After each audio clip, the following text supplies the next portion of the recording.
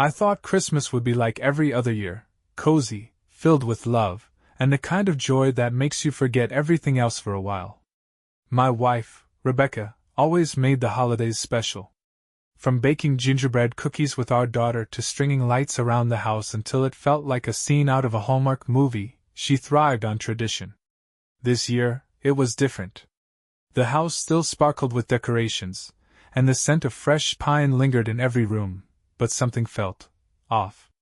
Rebecca had been distant for weeks, forgetting things, distracted during conversations, always finding reasons to step outside for a call. I chalked it up to holiday stress, assuming it was the chaos of juggling work and planning our family Christmas Eve dinner. Then my brother David called. "Hey man," he said, his voice casual. "You good if I come by tonight? Just thought I'd drop off presents for the kids." David and I weren't particularly close. He'd always been the golden boy, the charming, successful one who everyone adored. He moved back to town recently, and while we exchanged pleasantries at family gatherings, we didn't hang out. Still, it wasn't unusual for him to stop by during the holidays. "Sure," I replied, forcing cheer into my voice. "The more, the merrier." That evening, Rebecca seemed unusually cheerful. She greeted David with a hug that lingered just a second too long, her laughter louder than usual as they swapped stories over eggnog. I told myself I was imagining things. They were family, after all. But as the night wore on, a nagging suspicion took root in my mind. It wasn't just the way Rebecca glanced at David when she thought I wasn't looking, it was the way he looked back. Something unspoken passed between them, subtle but undeniable. I brushed it off, refusing to ruin Christmas Eve over some fleeting paranoia. Instead, I focused on our daughter, Emily, who was busy arranging cookies for Santa by the fireplace. By midnight, everyone had gone to bed. I lay awake, staring at the ceiling, unable to shake the uneasy feeling clawing at my chest. Rebecca was asleep beside me, her breathing steady, but I felt miles away. And then it happened. I heard faint whispers coming from downstairs. At first, I thought I was imagining it, but as I strained my ears, the voices grew clearer. One was Rebecca's. The other, David's. My heart raced as I slipped out of bed, careful not to wake her. I crept down the stairs, each step a dagger of doubt and dread. What I saw when I reached the bottom would change everything. They were in the kitchen, standing close, too close. Rebecca was laughing softly, her hand brushing his arm. David leaned in, murmuring something that made her blush. My stomach churned, but I stayed hidden, frozen in place. I wanted to burst in, to confront them right then and there. But something stopped me. Instead, I turned and went back upstairs, my mind racing with questions. What was going on? Was I imagining things? Or was this the moment my life started to unravel? One thing was certain, I needed answers. And I was willing to go to any lengths to get them. Christmas morning dawned bright and crisp, the perfect backdrop for holiday cheer. But inside me, a storm was brewing. I couldn't shake the image of Rebecca and David in the kitchen, their too familiar closeness echoing in my mind. Still, I plastered on a smile for Emily, who squealed with delight as she tore into her presents. Rebecca seemed perfectly at ease, laughing as she helped Emily with her new toy set. If guilt weighed on her, she hid it well. David arrived late, claiming he'd slept in, and when he greeted Rebecca, her smile seemed just a little too warm. My stomach twisted, but I said nothing. We sat down to Christmas lunch, the table laden with roasted turkey, stuffing, and all the trimmings. Conversation flowed easily, too easily. Rebecca and David exchanged inside jokes, reminiscing about shared childhood memories, while I forced myself to eat, my appetite evaporating with every passing minute. After lunch, Emily begged to play with her new dollhouse, and Rebecca took her to the living room. David and I were left alone at the table. The silence between us was heavy, the kind that begged to be broken. "So," I said, forcing a casual tone, "how's life treating you, David? Still enjoying bachelorhood?" He smirked, leaning back in his chair. "You know me. I keep things simple." His response made my blood simmer. Simple, huh? Guess that leaves plenty of time to visit, family. David raised an eyebrow, his smirk faltering for a split second. What's that supposed to mean? Nothing, I said, my tone sharper than I intended. Just notice you and Rebecca seem to get along well these days. He hesitated, his eyes narrowing ever so slightly. We're family. Of course, we get along. Right, I said, standing and gathering plates before the conversation could escalate. Family. That evening, I made an excuse to go for a walk, my mind racing. If something was happening between Rebecca and David, I needed proof. The thought of confronting either of them without evidence felt futile. They'd deny it, twist it, make me feel like I was imagining things. No, I needed something solid. By the time I returned, the house was quiet. Rebecca was tucking Emily into bed, and David had left, his visit brief but long enough to leave me stewing in doubt. As Rebecca climbed into bed beside me, I made up my mind. The next morning, I took the first step. I called a friend who worked in tech and asked for advice. I need something discreet, I told him, careful to keep my voice neutral. Something to monitor a situation. Like a nanny cam? He asked, half joking. Yeah, something like that, I said, forcing a chuckle. You know, just for peace of mind. He didn't press for details, and by the end of the day, I had what I needed, a tiny, motion-activated camera that could be hidden almost anywhere. I installed it in the kitchen, strategically placing it behind a decorative vase. If Rebecca and David were up to something, I'd catch it here. The following days were uneventful. Rebecca went about her routine as if nothing was wrong, and David didn't stop by. I began to doubt myself, wondering if I'd let my imagination run wild. But on New Year's Eve, everything changed. Rebecca said she was going to bed early, claiming she was too tired to stay up for the countdown. I pretended to believe her, kissing her goodnight and settling in on the couch with a glass of whiskey. I waited until the house was silent before checking the camera feed on my phone. There she was. Rebecca was in the kitchen, pacing nervously as she checked her phone.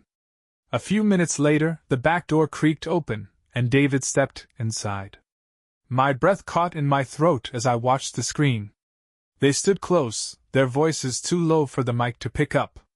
But their body language spoke volumes.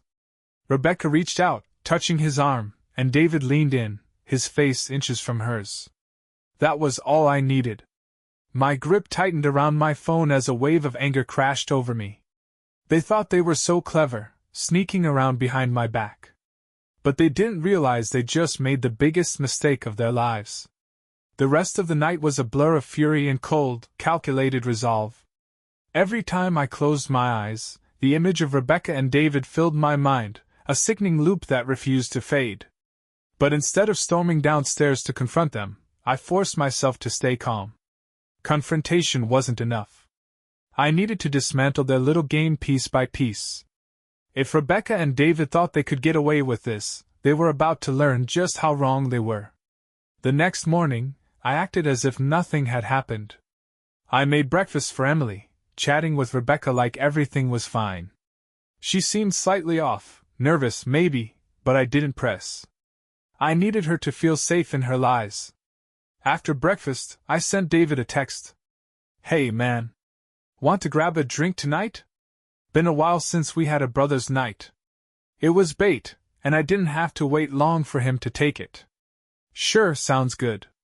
Let's meet at the Green Lion around 8. Perfect. The rest of the day was torture. Every smile Rebecca gave me felt like a slap in the face, every casual conversation a reminder of the secret she was keeping. But I kept my mask firmly in place. If she suspected anything, she didn't show it. By the time I arrived at the Green Lion that evening, I was ready to play my part.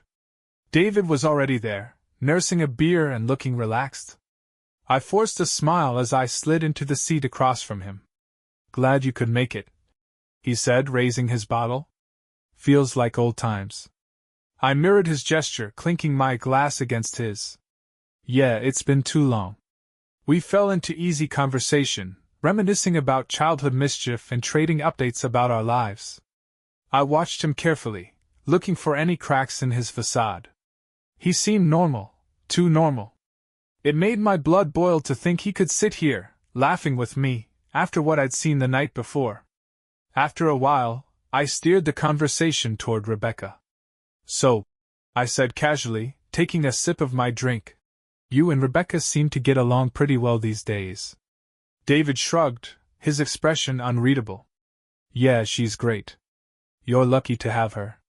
"Thanks," I said, my tone deliberately neutral. "Though sometimes I wonder if she's too good for me." David chuckled, but there was an edge to it. "Don't sell yourself short. You're a good guy." "Am I?" I asked, leaning back in my chair. "Because sometimes I feel like people take advantage of that." For the briefest moment, David's smile faltered. It was subtle, just a flicker of discomfort, but it was enough. I held his gaze, letting the silence stretch between us. "You've been stopping by a lot lately," I said, my voice calm but pointed. "I appreciate it. Rebecca and Emily love having you around." He shifted in his seat, taking a long sip of his beer. "Family's important, right?" "Absolutely," I said, my smile razor-sharp. "Which is why I'd hate to see anything come between us." David didn't respond, but I could see the tension in his jaw. He was nervous. Good. After another hour of forced camaraderie, I left the bar, my mind racing with plans. David was hiding something, and now I was certain I'd find it. That night, I reviewed the footage from the kitchen again, documenting every detail. Rebecca and David's closeness, the way they whispered and touched, it was all there, undeniable and damning. But I wasn't done yet. I needed more. Over the next few days, I monitored Rebecca's every move. I checked her phone when she wasn't looking, scoured her social media for anything suspicious, and even followed her once when she left the house unexpectedly. What I found confirmed my worst fears. She wasn't just meeting David in secret. They had been sneaking off to a nearby motel, their visits spaced out enough to avoid suspicion. My blood ran cold as I watched them from a distance, my camera capturing every incriminating moment. I was furious, humiliated, and heartbroken, but more than anything, I was determined. Rebecca and David had crossed the line, and they were going to pay for it. I spent the next few days preparing, gathering evidence, planning my next move, and when I was ready, I set my plan into motion. They thought they were clever. They thought they'd outsmarted me. They had no idea what was coming. By the time I had all the evidence I needed, the weight of betrayal had turned into a cold determination. Rebecca and David had torn apart my life, but I wasn't going to let them walk away unscathed. My plan was set, every detail meticulously calculated. The first step was subtle, a small nudge to unsettle Rebecca without revealing my hand. That weekend, I casually suggested we host a family dinner. "It's been a while since everyone's been together," I said, feigning warmth. "Emily would love it." Rebecca hesitated, her face briefly clouded with unease.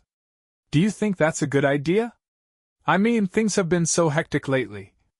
"Exactly why we need it," I replied smoothly. "Just family, some good food, and a chance to relax." After a moment, she relented. "All right. I'll start planning." I watched her carefully, noting the way her smile didn't quite reach her eyes.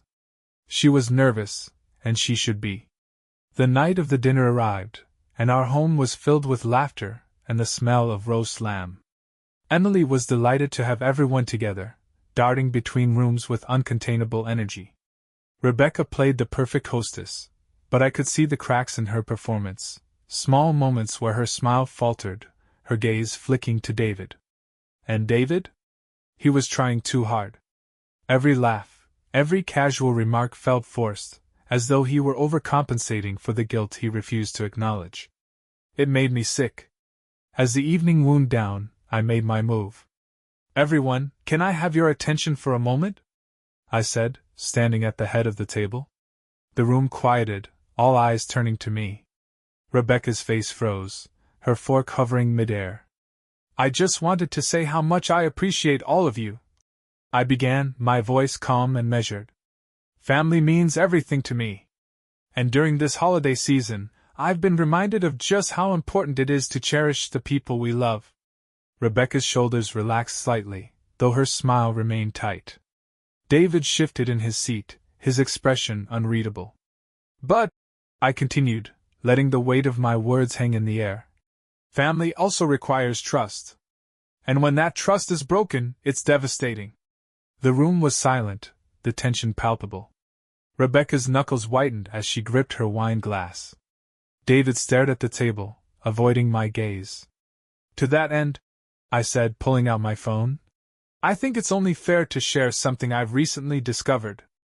I tapped the screen, and the TV lit up, displaying a video, one of the clips I'd taken of Rebecca and David at the motel. The room erupted into gasps and murmurs as the footage played, the damning evidence impossible to deny. Rebecca shot to her feet, her face a mask of panic and fury. What are you doing? Exposing the truth, I said coldly, my gaze never leaving hers. You betrayed me. Both of you. David looked like he wanted to sink into the floor. Ryan, he began, but I cut him off. Save it, I snapped. You don't get to explain. You don't get to justify. You had a choice, and you made it. Rebecca's voice cracked as she tried to defend herself. It's not what it looks like. We didn't. Don't, I said sharply, my voice low but cutting. I've seen enough. I know everything. The room was chaos, family members shouting, some trying to comfort Rebecca, others demanding answers. But I stayed calm, my focus unwavering. This marriage is over, I said, addressing Rebecca directly. I've already contacted a lawyer. You'll hear from them soon. Rebecca's face crumpled, tears streaming down her cheeks. Please, Ryan, don't do this. Think of Emily. I said, my voice icy. That's why I'm taking full custody. You don't deserve to be part of her life after what you've done. David tried to interject, but I silenced him with a glare. And you? You're no brother of mine. Don't ever come near me or my family again.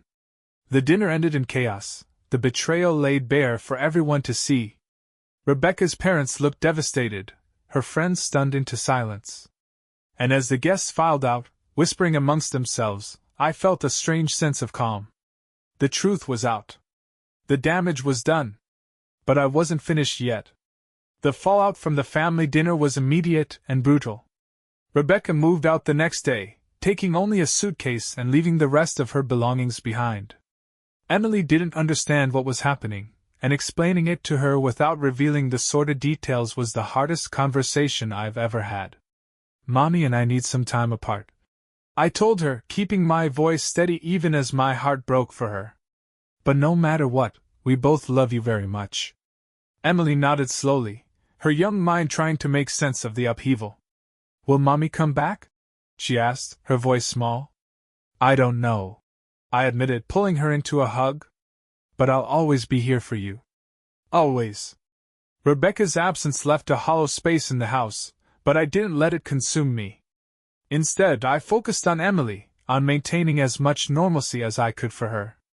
Every smile she gave me, every laugh that rang through the house, reminded me why I couldn't let Rebecca's betrayal destroy us. But while Emily was my priority, Rebecca and David weren't off the hook. Not by a long shot. The day after Rebecca moved out, I met with my lawyer, a no-nonsense woman named Claire who came highly recommended. I laid everything out for her, the affair, the footage, the deceit.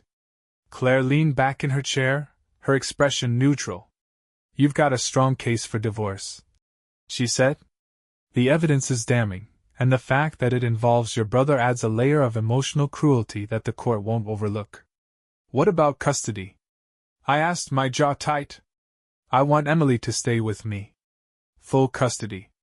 Claire nodded. We can argue that Rebecca's actions demonstrate a lack of judgment and stability, which could be detrimental to Emily's well-being. But I need to warn you, family courts prioritize the child's best interests.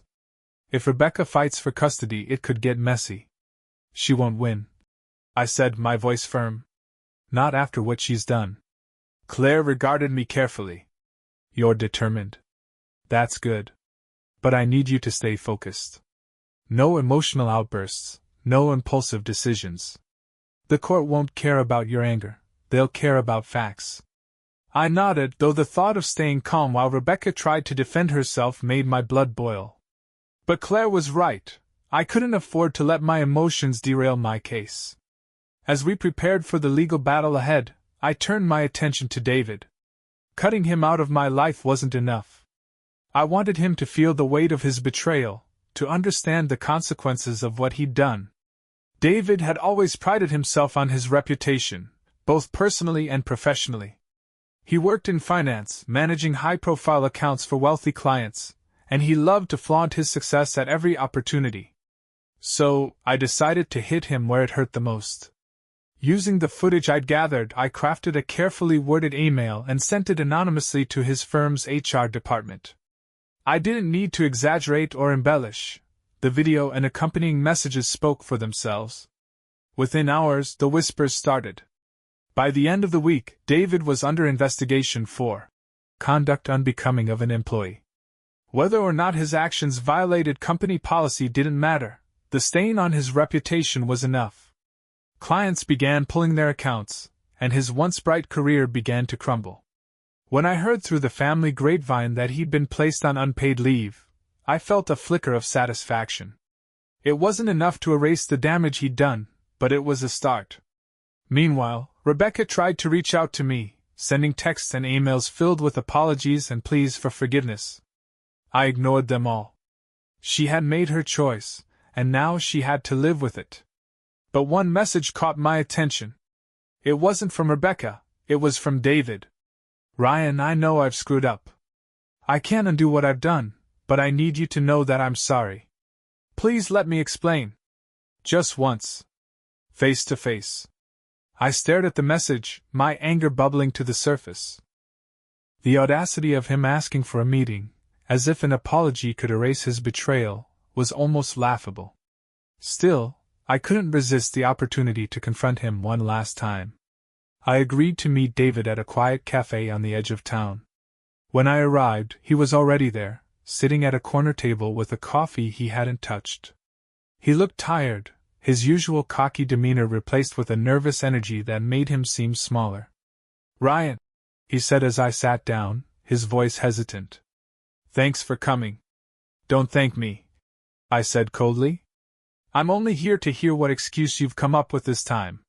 He flinched but nodded. "I don't have an excuse. What I did was wrong, beyond wrong. I betrayed you, and I'll regret it for the rest of my life." "Good," I said bluntly. "You should." David sighed, running a hand through his hair. "Rebecca, she came to me when things between you two started falling apart. She said she felt alone, that you weren't connecting anymore. I didn't mean for anything to happen, but—" "Stop," I interrupted, my voice sharp. "Don't you dare blame this on me. You knew exactly what you were doing, and you did it anyway." He looked away, his shoulders slumping. "You're right. I have no excuse. I wanted to tell you I'm sorry. Not for me, but for you. For Emily.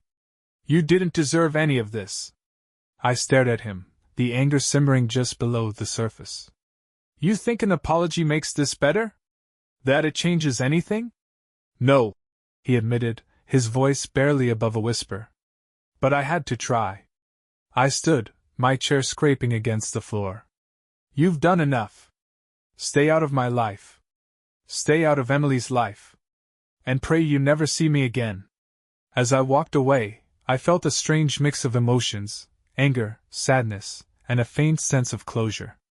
David's apology didn't erase his betrayal, but it was the final nail in the coffin of our relationship.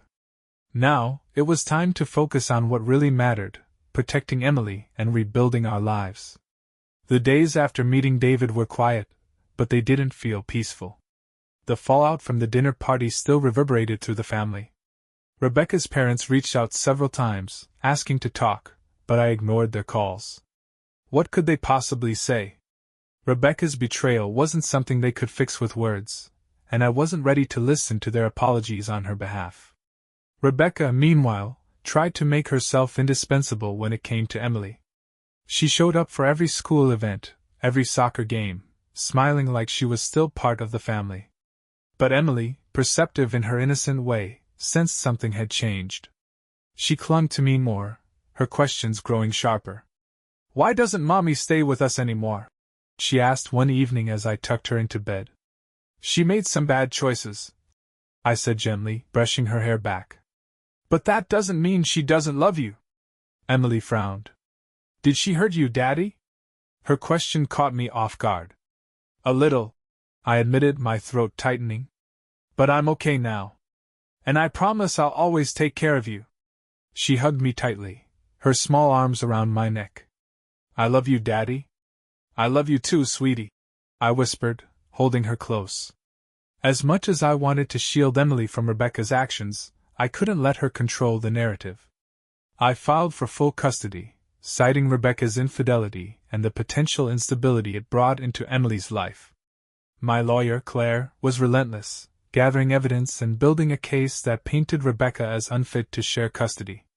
Rebecca fought back, of course. She claimed I was using her mistake to punish her, that her actions as a wife shouldn't affect her role as a mother. It was a desperate argument, and one that the court saw through quickly. The hearing was tense, every moment a battle of words and evidence. Rebecca cried as she pleaded with the judge, claiming she'd made one terrible mistake but was still a devoted mother. I sat silently, my anger carefully hidden behind a mask of calm. When it was my turn to speak, I focused on Emily. I talked about the stability I provided, the trust one had worked so hard to maintain, and the importance of protecting her from the fallout of Rebecca's actions. In the end, the judge ruled in my favor. I was granted primary custody, with Rebecca allowed limited visitation under strict conditions. It wasn't a complete victory. Emily still loved her mother, and I couldn't bring myself to take that relationship away entirely, but it was enough. Rebecca was devastated. She approached me after the hearing, her face streaked with tears. "Ryan, please," she begged. "Don't shut me out of her life. She needs both of us. She needed a mother who wouldn't betray her family." I replied coldly. "This is the best I can do." She opened her mouth to argue, but I walked away before she could say another word. With custody settled, I turned my attention back to rebuilding our lives. Emily and I found a new rhythm, one that didn't include the tension and lies Rebecca had brought into the house. We started new traditions: Friday movie nights, Saturday morning pancake battles, and evening walks around the neighborhood. But while life at home grew brighter, the shadows of Rebecca's betrayal lingered in unexpected ways. One afternoon, I received a call from Rebecca's mother. She sounded hesitant, as though she wasn't sure I'd even answer. "Ryan," she began, her voice shaky, "I know you have every right to hate Rebecca. But she's not doing well. She's been staying with us and I think she needs help." I didn't respond immediately, my mind racing. Part of me wanted to hang up, to tell her it wasn't my problem. But another part, a softer, more conflicted part, couldn't ignore the pain in her voice. "She made her choices," I said finally. "And she has to live with them." "I understand," she said, her tone heavy with sadness. "I just thought you should know." The call left me unsettled. I didn't owe Rebecca anything, but the thought of her spiraling weighed on me more than I cared to admit.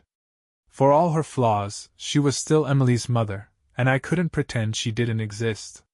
The weeks turned into months, and slowly, life began to feel normal again. Emily thrived, her laughter filling the house with a warmth I hadn't realized I'd missed. I threw myself into being the best father I could be, determined to give her the stability she deserved. But Rebecca wasn't done with her attempts to repair the damage. One day, she showed up at the house unannounced, holding a stack of papers and looking more nervous than I'd ever seen her. "I need to talk to you," she said, her voice trembling. I hesitated, every instinct screaming at me to send her away. But something in her expression stopped me. "Make it quick," I said, stepping aside to let her in. She handed me the papers without a word. As I flipped through them, my heart sank. They were letters, handwritten, raw, and filled with apologies. "I've been working with a counselor," she said quietly. "Trying to understand what I've done, how I've hurt you and Emily. These letters, they're part of my process. I thought you should have them." I didn't know what to say. The anger I'd carried for months warred with a flicker of pity. But I couldn't let myself soften, not yet. "Thank you," I said curtly, setting the letters on the counter. "But don't expect this to change anything." "I don't," she said, tears brimming in her eyes. "I just needed you to know I'm trying." She left without another word, and I stared at the letters for a long time before tucking them away in a drawer. I wasn't ready to forgive her, but for the first time, I wondered if forgiveness was something I'd eventually need for myself. Rebecca's letters sat untouched in the drawer for weeks. Every time I opened it, their presence gnawed at me, a constant reminder of everything that had happened. But I couldn't bring myself to read them. The wounds were still too fresh, the anger still too raw. Emily, oblivious to the undercurrents between us, continued to flourish. She adapted to our new routine with a resilience that astounded me. Watching her thrive gave me hope, even as I struggled to move forward. But just as the dust seemed to settle, life threw another curveball. It started with a call from Claire, my lawyer. Her tone was unusually grave, instantly putting me on edge. "Ryan, I need to talk to you about something," she said. "It's unusual." "What's going on?" I asked, gripping the phone tightly. "Rebecca's lawyer contacted me," she said. "They're not contesting custody again, but there's a new claim. They're alleging that certain actions you took during the fallout, specifically the exposure of the affair, constitute defamation and emotional harm." I felt my stomach drop. "Defamation? Are you kidding me?" "Everything I shared was the truth." "I understand that," Claire said, her voice calm but firm. "And we can argue that point. But there's more. Rebecca's lawyer hinted that David is involved. He may be considering legal action as well." The name hit me like a slap. "David?" I spat, anger flaring. "He destroyed my marriage, and now he wants to play the victim?" "It's a classic deflection tactic," Claire said. "They're trying to flip the narrative and paint themselves as the ones who were wrong. It's thin, but we need to take it seriously." My mind raced. After everything they'd done, Rebecca and David had the audacity to turn this around on me? The thought was infuriating, but beneath the anger was a flicker of doubt. Had I gone too far? Was the public exposure of their betrayal crossing a line? No. I pushed the doubt aside. They deserved every consequence they faced. "What's the next step?" I asked, my voice hard. "We prepare," Claire said.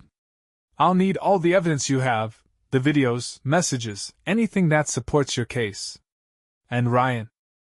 Be prepared for this to get messy." That evening, I sifted through the mountain of evidence I'd collected.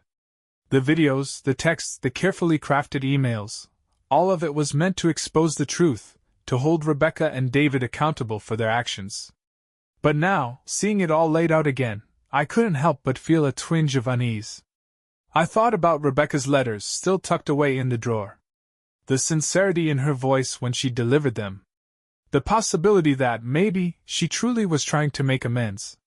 But then I remembered Emily's tears, the nights spent alone wondering what I'd done to deserve this, the humiliation of discovering their betrayal in the most intimate way possible. They didn't deserve my sympathy. Not yet. The next day, I met with Claire in her office. I handed over the evidence, explaining the context behind each piece. She listened carefully, her expression unreadable. "You've built a strong case," she said finally. "But Ryan, I need to ask, are you prepared for the fallout if this goes to court?"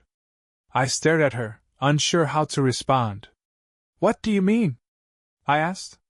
"Court battles like this can get ugly," she said. "Rebecca and David will likely dredge up anything they can to discredit you. They'll claim the exposure was malicious, that you intended to harm them. Even if we win, it could get messy." I sat back in my chair, the weight of her words settling over me. "I didn't do this to be malicious," I said quietly. "I did it because they lied to me. Because they destroyed everything I built. I believe you, Claire said. But the court will want proof. We'll fight, Ryan. Just be ready. The following weeks were a blur of depositions, paperwork, and mounting tension. Rebecca and David's claims were flimsy at best, but they were relentless, determined to shift the narrative in their favor. I kept my focus on Emily, shielding her as best I could from the storms swirling around us. One evening, as I was tucking her into bed, she looked up at me with those wide, innocent eyes that always made my heart ache. "Daddy," she said softly, "why do grown-ups fight so much?" Her question caught me off guard. "What do you mean, sweetheart?" "Mommy told me you're mad at her because she made a mistake," she said. "But don't people deserve a second chance?" I froze, the weight of her words pressing down on me. How could I explain the depth of Rebecca's betrayal to a child who only saw the world in shades of love and forgiveness? "Sometimes," I said carefully, "people make mistakes that hurt others very badly. And when that happens, it's not always easy to forgive." Emily nodded slowly, her brow furrowed. "But you'll always love me, right?" "Always," I said firmly, pulling her into a hug. "No matter what." As she drifted off to sleep, I sat by her bedside, my mind racing. Emily's question lingered, forcing me to confront a truth I'd been avoiding. Was my anger hurting her more than it was helping me? As the court battle loomed, I found myself caught in a strange limbo. On one hand, I was determined to fight for what I believed was right. Rebecca and David had torn my life apart, and they deserved to face the consequences of their actions. On the other hand, Emily's question kept replaying in my mind. Don't people deserve a second chance? It was a child's innocent view of the world, but it struck a nerve. I wondered if my relentless pursuit of justice, or revenge, was overshadowing what really mattered, protecting Emily and giving her a stable, loving home. One afternoon, Claire called me into her office for a strategy session. She had been poring over the evidence I'd provided, and her confidence in our case hadn't wavered. "They don't have much to stand on," she said, gesturing to a stack of documents. "Their claims of defamation hinge entirely on proving malicious intent, which we can easily refute with the facts." "That's good," I said, though my tone lacked the enthusiasm she likely expected. Claire studied me for a moment, then leaned forward. "Ryan, can I ask you something?" "Of course." "Do you want to fight this battle?" she asked, her voice gentle but probing. "I'm not questioning your resolve, but I get the sense there's more weighing on you than just winning this case." Her words hung in the air, a mirror reflecting the doubts I hadn't fully acknowledged. I hesitated, choosing my response carefully. "I want to protect Emily," I said finally. "And I want Rebecca and David to understand the damage they've done. But I'm not sure if this fight is worth it. Not if it takes me away from what's most important." Claire nodded, her expression thoughtful. "Sometimes, winning isn't about destroying the other side. It's about knowing when to walk away with your dignity intact." I left her office that day with a heavy heart, unsure of what my next move should be. That evening, I finally opened Rebecca's letters. Her handwriting was shaky, each word carrying a weight that felt tangible as I read. The first letter was an apology, raw and unfiltered. She wrote about the guilt that consumed her, the shame of watching our family fall apart because of her choices. "I know I've hurt you in ways I can never undo," she wrote. "But I need you to know that it wasn't about you. It was about me, my insecurities, my mistakes, my failures as a wife and a mother. You didn't deserve this, Ryan. You deserve better." The second letter was more personal, filled with memories of the life we'd built together. She reminisced about the early days of our relationship, about Emily's birth, about the small, quiet moments that had once made our marriage feel unbreakable. "I don't expect forgiveness," she wrote. "I don't expect anything. But I hope, in time, you can find peace, if not for me, then for Emily." I set the letters down, my chest tight. For the first time, I allowed myself to see Rebecca not as the villain of my story, but as a flawed human being who had made terrible choices. It didn't erase the pain she'd caused, but it softened the edges of my anger. The next day, I made a decision. I called Claire and told her I wanted to settle. I don't want to drag this out, I said. It's not about winning anymore. It's about moving forward. Claire was surprised but supportive. If that's what you want, we can work out the terms. But Ryan, make sure you're doing this for the right reasons. I am, I said firmly. This fight isn't helping anyone, not me, not Emily, and certainly not Rebecca. Rebecca was stunned when she received the offer to settle. She called me the same day, her voice hesitant and filled with emotion. Ryan, I don't know what to say, she began. Just agree to the terms, I said, keeping my tone steady. I'm not doing this for you. I'm doing it for Emily. I understand, she said softly. And thank you. The settlement brought an end to the legal battle, and with it came a sense of relief I hadn't anticipated. For the first time in months, I felt like I could breathe again. In the weeks that followed, I focused on rebuilding my life. Emily and I created new routines, filling the house with laughter and love. Rebecca maintained her limited visitation, and while our interactions were polite, they remained distant. It wasn't forgiveness, but it was progress. David, on the other hand, stayed far away, and I had no intention of changing that. He had burned his bridge, and I had no interest in rebuilding it. As life began to settle, I realized that moving forward didn't mean forgetting what had happened.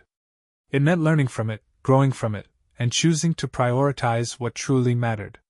For Emily's sake, and my own, I was ready to leave the past behind.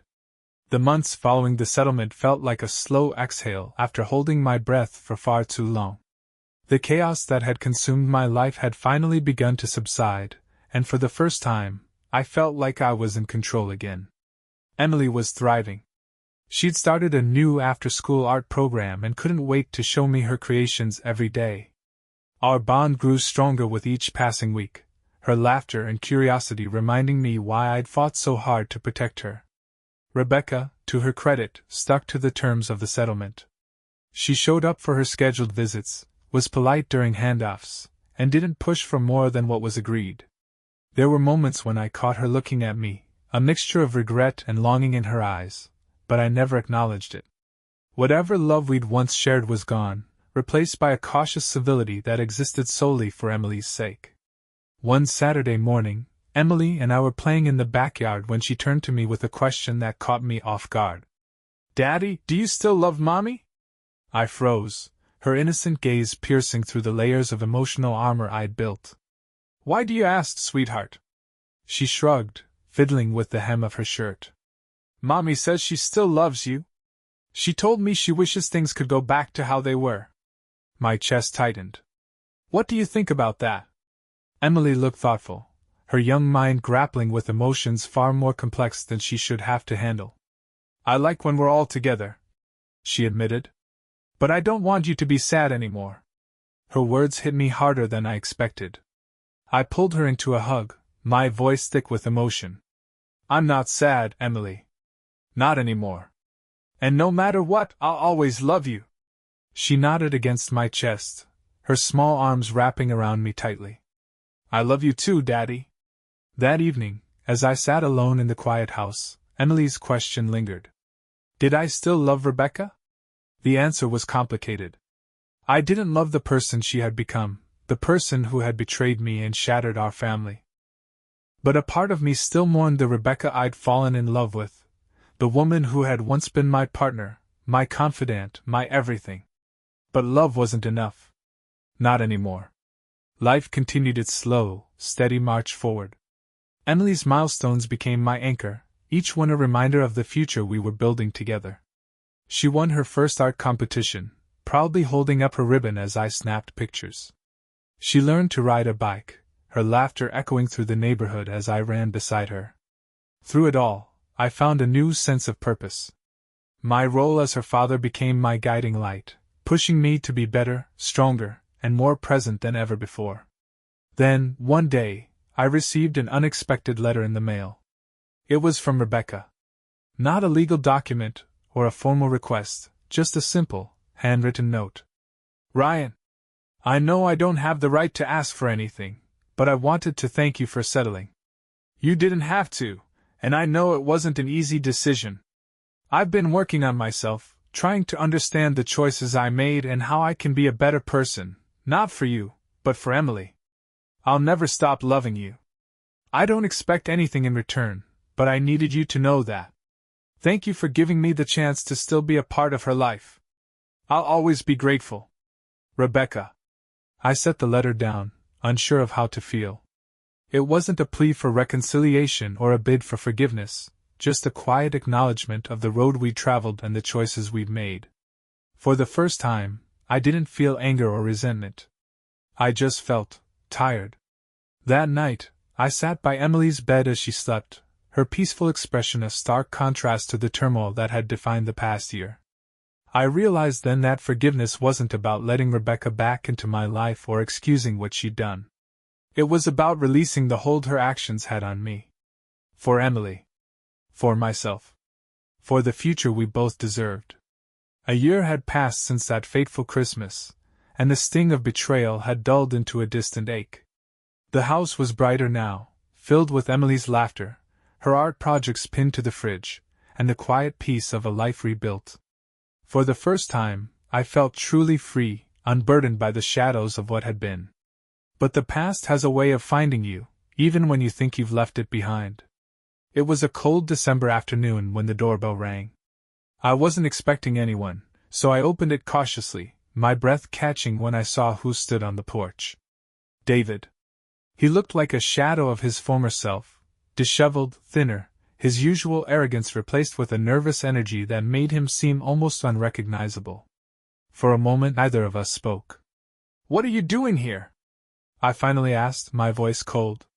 "I need to talk to you," he said, his tone pleading. "Please." I crossed my arms, blocking the doorway. "You've got 2 minutes." David shifted uncomfortably, glancing around as if searching for the right words. "I'm not here to make excuses," he began. "I know I don't deserve your forgiveness, and I know I've ruined everything. But there's something you need to know." I stiffened, my mind racing with possibilities. "Spit it out." He hesitated, then said the words that turned my world upside down once again. "Rebecca's pregnant." For a moment, the air seemed to leave the room. I stared at him, his words sinking in like ice water. "What?" I finally managed, my voice barely above a whisper. "She's pregnant," he repeated, his tone heavy with guilt. "And it's mine." A storm of emotions crashed over me, anger, disbelief, and something I couldn't quite name. I took a step back, gripping the edge of the doorframe to steady myself. "And you thought I needed to know this why?" I asked, my voice sharp and biting. "Because she doesn't want to tell you," David said, his words tumbling out in a rush. "She's scared of what it'll do to Emily, of how it'll change everything. But I thought, you deserved the truth." I stared at him, my mind spinning. This wasn't just about Rebecca anymore. This was about Emily, about the impact this revelation would have on her life, her sense of stability. "What does she want from me?" I asked finally, my voice laced with bitterness. "Am I supposed to be happy for you? Congratulate you on your growing family?" David flinched, shaking his head. "No. I don't expect anything. I needed to tell you. For Emily's sake." I closed my eyes, willing the rage to subside. When I opened them again, I fixed David with a steely gaze. "You've done enough damage," I said coldly. "If you care about Emily at all, you'll stay out of her life. And mine." David nodded, his shoulders slumping as he turned to leave. "I'm sorry," he said softly, but I didn't respond. I watched him walk away, his figure disappearing into the cold December fog. Then I closed the door, the weight of his revelation pressing down on me like a lead blanket. That evening, as I sat in the quiet of the living room, Rebecca called. I let it ring, her name glowing on the screen like an accusation. When the voicemail notification appeared, I hesitated, then pressed play. "Ryan, it's me," her voice began, trembling. "I don't know if David's told you, but I'm pregnant. I didn't want you to find out like this, And I didn't want to tell you because I know how much it'll hurt. But I need you to know that it doesn't change how much I care about Emily, or how much I respect the life you're building with her." She paused, her breath hitching. "I don't expect forgiveness. I don't expect anything. I hope you can find it in your heart to let me still be part of Emily's life. She needs her mother, even if I've made mistakes. Please, Ryan. For her." The message ended, and I stared at the phone, my emotions a tangled mess.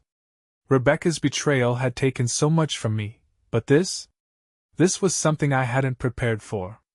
The next morning, I called Claire. I explained the situation, my voice tight with anger and frustration. "Do I have to let her see Emily?" I asked bluntly. "Can I cut her out entirely?" Claire was quiet for a moment before responding. "Ryan, the courts generally prioritize maintaining a relationship with both parents unless there's evidence of harm. This pregnancy, while emotionally charged, doesn't change Rebecca's legal rights." Her words hit like a punch to the gut. "So, what am I supposed to do?" "Focus on Emily," Claire said gently.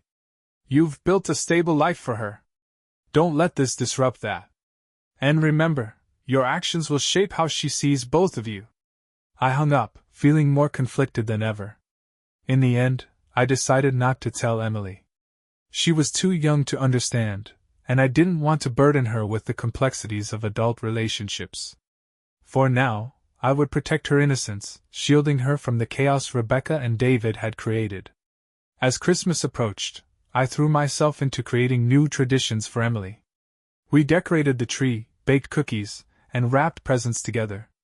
Her laughter filled the house, a reminder of everything I was fighting to preserve. Rebecca attended her scheduled visitations, her pregnancy barely noticeable but impossible to ignore. She didn't bring it up, and neither did I. Our interactions were polite but distant, a silent acknowledgement of the fragile truce we'd managed to establish. On Christmas morning, as Emily tore into her presents with unbridled joy, I realized something important. The past had broken me, but it hadn't destroyed me. I had survived. I had rebuilt. And while Rebecca and David's choices would always be a part of my story, they didn't define it. Emily did. As I watched her laughter light up the room, I made a promise to myself, and to her. No matter what the future held, I would protect her. I would love her. And I would never let the darkness of the past dim the brightness of her world. Because in the end, she was my everything. And that was all that mattered.